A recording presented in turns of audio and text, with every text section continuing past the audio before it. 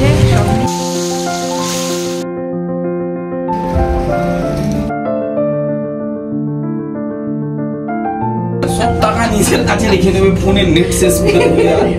শুভ সন্ধ্যা বন্ধুরা, এখন আমি একটুখানি বেরোচ্ছি, একটু মাছ কিনতে যাব, কিছু টুকটাক জিনিসপত্র কেনাকাটির আছে সেগুলো করব, প্লাস একটু পার্লারে যাব। তো সেই সমস্ত কিছু করব যখন, ভাবলাম তোমাদের সাথে আমার বিকেলবেলার রুটিনটা শেয়ার করি, তাই এখন এই বিকেলবেলা থেকেই তোমাদের সাথে ব্লগটা শুরু করে দিলাম। চলো তাহলে বেরোনো যাক। আইব্রোস হয়ে গেছে, ফোরের আর আইব্রোস করে এবার যাব মাছের দোকানে।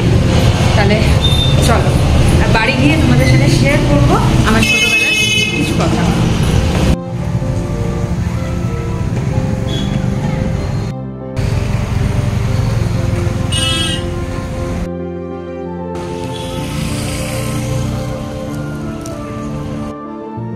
বাড়ি থেকে কাছেই, একদম হেঁটেই হয়ে যায়, তোমরা আগেও জানো, আমি তোমাদের সাথে আগেও শেয়ার করেছি।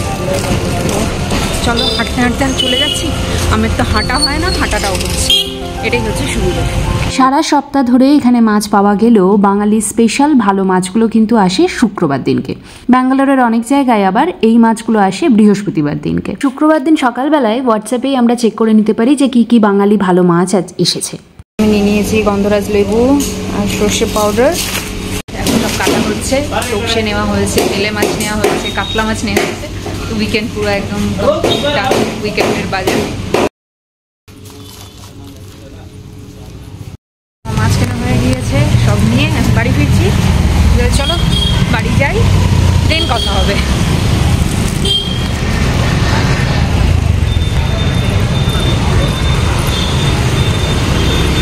বৃষ্টি পড়ছে মনে হচ্ছে টুকটাক, আমি তাড়াতাড়ি করে বাড়ি যেতে পারলে হয়, আমি ছাতা নিয়ে আসিনি।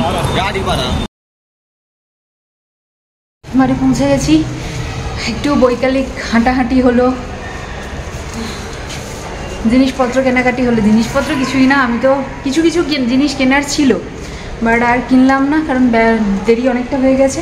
এতগুলো মাছ আর এতটা কোয়ান্টিটিতে, এখন এগুলো ধোয়াধুয়ি করে না ভাজলেও মিনিমাম আমাকে তুলে রাখতে হবে। তো অভিজিৎ নেই, কাজটা আমাকেই করতে হবে। অভিজিৎ যখন বাড়ি ফিরে করতে গেলে ওর অনেকটাই চাপ হয়ে যাবে, তো সুতরাং এটা আমাকে করে ফেলতে হবে। তো এগুলো সব করে টোরে যদি মনে হয় যে হ্যাঁ এখন ভাজতে পারবো তাহলে ভাজবো, না হলে সব বক্সে করে এখন ডিপে ধুয়ে ধায় ডিপ ফ্রিজে রেখে দেবো, কালকে ভাজাভুজি হবে। চলো, দেখেছো এইটা আমার সবসময় প্রবলেমে, দেখো আমি কিছু দিইনি। আমি লিফটে উঠে নিজের মতন থাকি, একবার এরকম হয়েছে যে আমি যেখানে দাঁড়িয়েছিলাম মোটামুটি 5 মিনিট ধরে ওখানে দাঁড়িয়ে আছে লিফট, আমি আমার মতন আছি। আরেকজন উঠলো, তখন বুঝতে পারলাম আমি লিফটে কিছুই দিইনি, লিফটের মধ্যে 5 মিনিট ধরে দাঁড়িয়েছিলাম। মানে আমার হচ্ছে এরকম কাজ, অনেক সময় আমি অভিজিৎ উঠে দুজনে মিলে গল্প করতে থাকি, লিফটে কোনো মানে কোন ফ্লোরে যাবো কি যাবো কিছুই সুইচ দিইনি। সো এতটাই আমার এই সব পাগলামি চলে, আমি অ্যাকচুয়ালি পুরো ভুলে যাই, ভুলাক্কার। চলো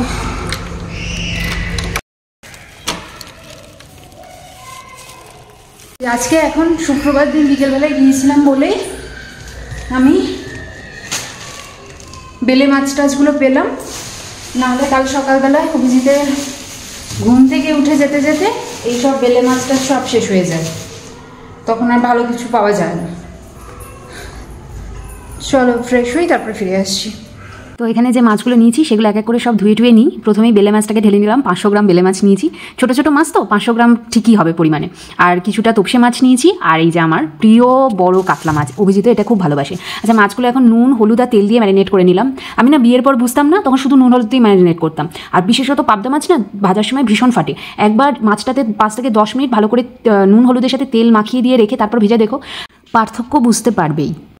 বাঙালির তো মাছ ছাড়া চলে না, আর বিগত 2 সপ্তাহ ধরে আমরা মাছ আনিনি, আমরা মাটন চিকেন আর ভেজের উপর ছিলাম। বেসিক্যালি আমরা ইদানিংকালে জানি না নিজে থেকে ভেতর থেকে যে খুব বেশি ননভেজ খাওয়ার ইচ্ছা হয় সেটা না, ননভেজ একটু কমই খাওয়ার ইচ্ছা হয়। বিশেষত চিকেন তো আমি জানি না কেন আমার একদম ভালো লাগছে না।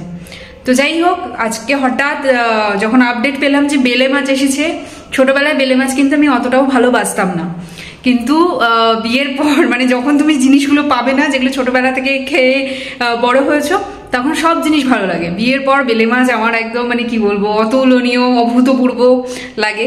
এই বেলে মাছ কিন্তু আমার দাদু খুব পছন্দ করতো।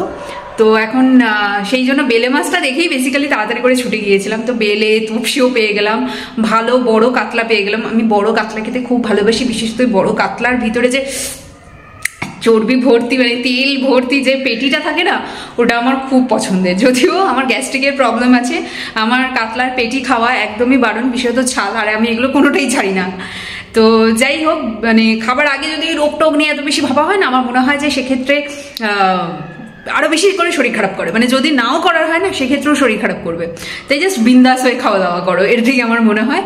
তো চলো এখন মাছগুলো ভেজে নিই ছটপট করে। আমি ভেবেছিলাম যে কালকে হয়তো করব। আর তপসি মাছগুলো কিন্তু ভাজার ব্যাপার নেই, ওগুলো তো ফ্রাই হবেই, তপসে ফ্রাই বানাবো। ডালের সাথে মুচমুচে তপসে ফ্রাই খেতে কি ভালো লাগে না? বহুদিন পর, মানে আমি অ্যাকচুয়ালি বাড়িতে তপসে ফ্রাই খেয়েছি, এখানে ফার্স্ট টাইম তপসে নিয়ে এলাম। তো বহুদিন পর তপসে ফ্রাই খাওয়া হবে। তো চলো এখন আপাতত তো তপসের ফ্রাই তো স্যাটারডে বা সানডে যা করা যাবে যাবে। এখন আপাতত তো মাছগুলো সব ভেজে নিই। আর নর্মালি রাত্রিবেলা মাছ কিনে আনলে অবশ্যই মাছ একটু মানে খেয়ে নিতে হয়, এটাই নিয়ম। বাড়িতে দিদির কাছে শুনে এসেছিলাম, তো সেটাই করব। এক পিস মাছ আমি ভাতের সাথে রাত্রিবেলা খেয়ে নেবো। আমি মাছ খেতে খুব ভালোই বাসি। তাহলে চলো এখন ঝটপট করে ভেজে নিই।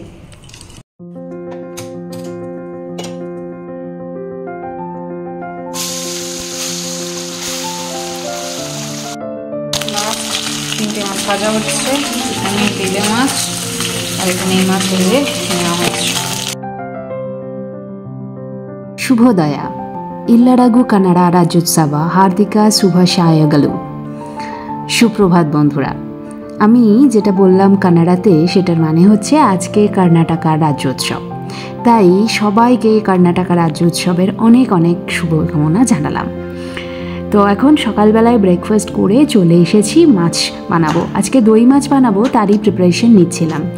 দই মাছ বানানোর জন্য প্রথমেই একটা পাত্রে কিছুটা দই নিয়ে তার মধ্যে সামান্য হলুদ গুঁড়ো, লঙ্কার গুঁড়ো, জিরের গুঁড়ো, ধনের গুঁড়ো এবং নুন, চিনি দিয়ে দইটাকে ভালো করে ফেটিয়ে নিয়েছি। তারপরে পেঁয়াজগুলো এখানে কেটে নিয়েছি, পেঁয়াজটাকে পেস্ট করে নিতে হবে। আর তারপরে আদা আর কাঁচা লঙ্কারও পেস্ট করে নেব। আর দইয়ের মধ্যে সমস্ত মশলাই খুব সামান্য পরিমাণে দেওয়া হয়েছে। হলুদটা সাধারণত দই মাছে দেওয়া হয় না, কিন্তু যেহেতু অভিজিৎরা ওদেশীয়, ওদের সব রান্নাতেই সামান্য হলুদ দিতে হয়, তাই আমি সামান্য হলুদ দিয়েছি। এরপর আমি আগে উচ্ছেটা বানিয়ে নেব। আজকে উচ্ছের একটা নতুন রেসিপি বানাবো। এর জন্য কড়াইয়ের মধ্যে সর্ষের তেল দিয়ে তার মধ্যে কালো জিরে আর কাঁচা লঙ্কা ফোড়ন দিয়ে উচ্ছেগুলোকে ভালো করে ভেজে নিতে হবে। উচ্ছে ভাজা হয়ে গেলে তার মধ্যে অ্যাড করে দিতে হবে সর্ষের পেস্ট পরিমাণ মতন, সাথে পরিমাণ মতন নুন দিয়ে এবার উচ্ছেগুলোকে সেদ্ধ হওয়া পর্যন্ত ওয়েট করতে হবে। সেদ্ধ হয়ে গেলে ওপর থেকে সামান্য সর্ষের তেল দিয়ে নামিয়ে নিতে হবে। ব্যাস তৈরি উচ্ছের ঝাল। সেটা যতক্ষণ হতে থাকবে আমি তার সাথেই মাছটাও এখানে বসিয়ে দিয়েছি। তো দই মাছের রেসিপি মোটামুটি তোমরা সবাই জানো, তারপরেও আমি এখানে কিছুটা দই মাছের রেসিপি শেয়ার করছি। আজকে দই মাছেতে আমি শুধুমাত্র পেঁয়াজ বাটা, আদা বাটা, লঙ্কা বাটা দিয়ে করছি, মানে কোনো রকম রসুন দিইনি।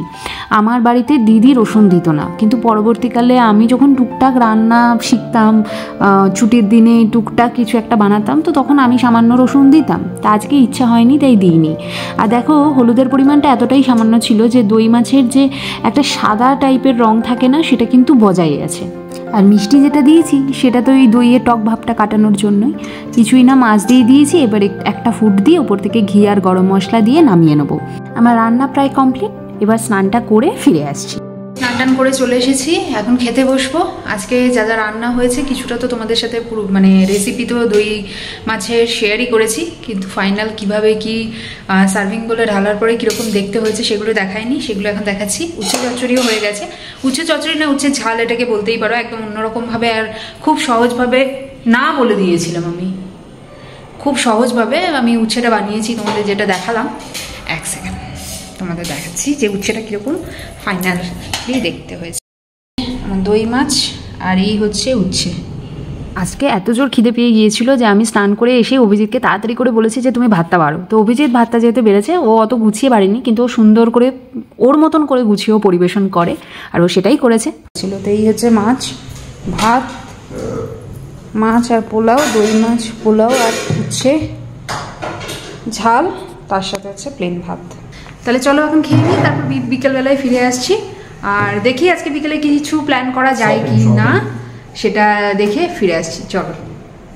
শুভ সন্ধ্যা বন্ধুরা, যেমনটা বলেছিলাম যে বিকেলবেলা আমরা হয়তো একটু কোথাও বেরোবো, তো এখন বেরোচ্ছি। আমাদের টুকটাক বেশ কিছু কাজ আছে, সেগুলো সারবো আর বেরোই। চলো, যেরকম হবে। আমরা এখন M5 মলে যাচ্ছি, তো দিনটা যেরকমভাবে এগোবে সেরকমভাবেই তোমাদের সাথে শেয়ার করে নেবো। এই যে বুঝি তো রেডি হয়ে গেছে, আমরা দুজনেই রেডি হয়ে গেছি। তুমি জানো এই সপ্তাহে আমার কিন্তু আরো পার্সেল আসবে। তুমি আছে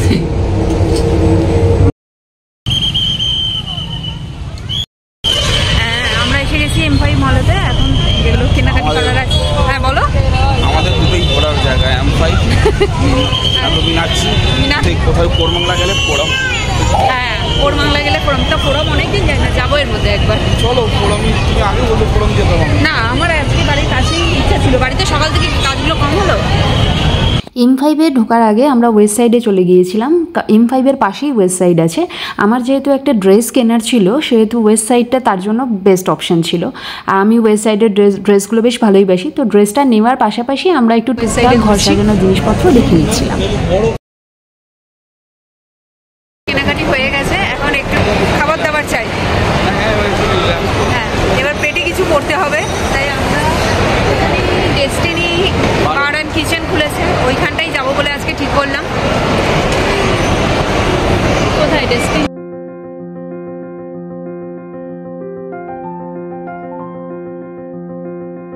এখন এখানে একটু বসবো, রিল্যাক্স করবো আর একটু ডিনার করবো।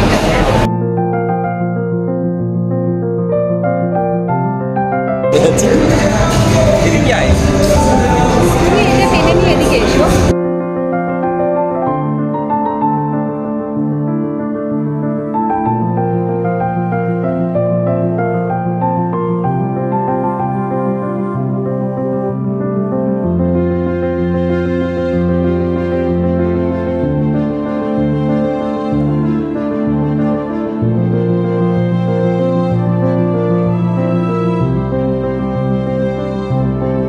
যেহেতু গতকাল অর্থাৎ ফ্রাইডেতে হ্যালোউইন ডে ছিল, আর আজকে স্যাটারডে, সুতরাং বলা চলে যে এটা হ্যালোউইন উইকেন্ড।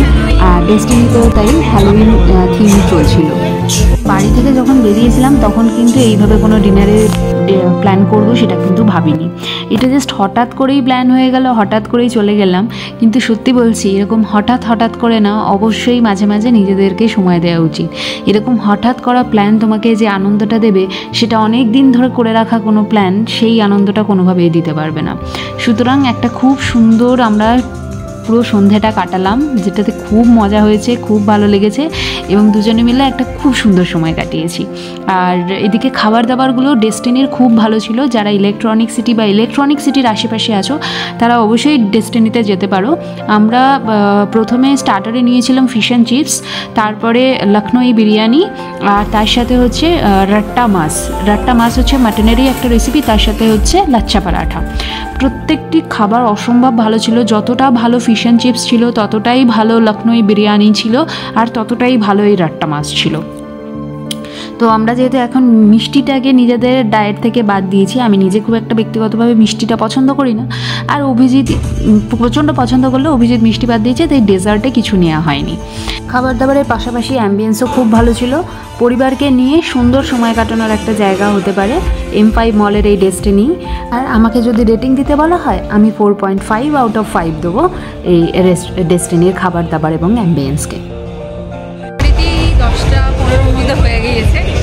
আমরা তো বেশি রাত্রি সাধারণত করি না, শুধুমাত্র অ্যানিভার্সারির দিনই আমরা 11টা, 11:30, 12টা বাজে। সেই জন্য আজকে তাড়াতাড়ি হয়ে গিয়েছে। চলো এবার বাড়ি যাওয়া যাক। এবার আর অভিজিৎকে আটকানো যাবে না, এবার ও বাড়ি যাবে। আমাদের আজকে মতন উইকেন্ড মানে উইকেন্ড স্টার্ট হয়েছে, বাট আজকের দিনটা বেশ ভালোই কাটলো। অনেক দিন পরে সত্যি আমরা এরকম ভাবে দিনটা কাটালাম। এবার গিয়ে ডাইরেক্ট বিচ না, একদম এবারে আর শরীর পাচ্ছে না, এবার সোজা গিয়ে ঘুম, কারণ ভালো করে ঘুম হয়নি কালকে। তাই আজকে একদম ভালো করে ঘুমাবো, তারপর কালকে উঠে কালকের প্ল্যানটা করা যাবে যে কালকে কি করা হবে। সকালবেলা তুমি যদি খেবে কি হয়েছে বলো? সব টাকা নিজের কাছে রেখে দেবে, ফোনের নেট শেষ করে দেবে। আর আমার ফোনের নেটটা কালকেই শেষ হয়ে গেছে, ভুলে গেছি। ওয়াইফাই থাক নেটটাই আরে বাড়িতে ওয়াইফাইতে থেকে থেকে না ফোনের মানে নেট খুব একটা মাথা ঘামাতে ভুলে গেছি। আগে তো ফোনে শেষ হয়ে যায় কেমন করে ওয়াইফাই থাকতে। যাই হোক, আজকের দিনটা তো সকাল থেকে দেখলেই, কালকে থেকে দিনটা শুরু হয়েছিল। কাল মাছ কিনতে গিয়েছিলাম, দেন সেই সব মাছ রান্না হলো। তো সব মাছ হয়নি, একটা মাছ হয়েছে। আগামীকাল রবিবারে অন্যান্য মাছগুলো রান্না করা হবে। সেই সব ভিডিও নিয়ে চলে আসছি কাল সকালবেলায়। তো আজকে ব্লগটাকে এখানেই এন্ড করছি। যদি আমাদের ব্লগটা ভালো লেগে থাকে তাহলে অবশ্যই একটা লাইক করো, খুব ভালো লেগে থাকলে বন্ধু বান্ধব রিলেটিভসদের সাথে অবশ্যই শেয়ার করো। আর হ্যাঁ, নতুন বন্ধুরা আমাদের চ্যানেলটিকে সাবস্ক্রাইব করতে ভুলো না, পাশে থাকা বেল আইকনটা অবশ্যই প্রেস করে দিও, তাহলে আমাদের আপকামিং সমস্ত ভিডিও নোটিফিকেশনস তোমরা পেয়ে যাবে। আর যদি আমার এই ব্লগটা আমার ফেসবুক পেজ থেকে দেখে থাকো তাহলে অবশ্যই পেজটিকে ফলো করে দিও। আর অবশ্যই আমাদেরকে কমেন্ট করে জানাতে ভুলো না আমাদের ব্লগগুলো তোমাদের কেমন লাগছে। আজকের মতন এই পর্যন্তই। যাবার আগে যে কথাটা সবসময় বলি, আরও একবার বলবো, সবাই ভালো থেকো, সবাইকে ভালো রেখো, সবার আগে নিজেরা ভালো থেকো, কারণ নিজেরা ভালো থাকলে তবেই সবাইকে ভালো রাখা সম্ভব। আজ তাহলে আসি, দেখা হচ্ছে খুব শিগগিরই আর একটা পরের ব্লগ নিয়ে। ততক্ষণের জন্য বাই বাই, গুড নাইট, শুভরাত্রি।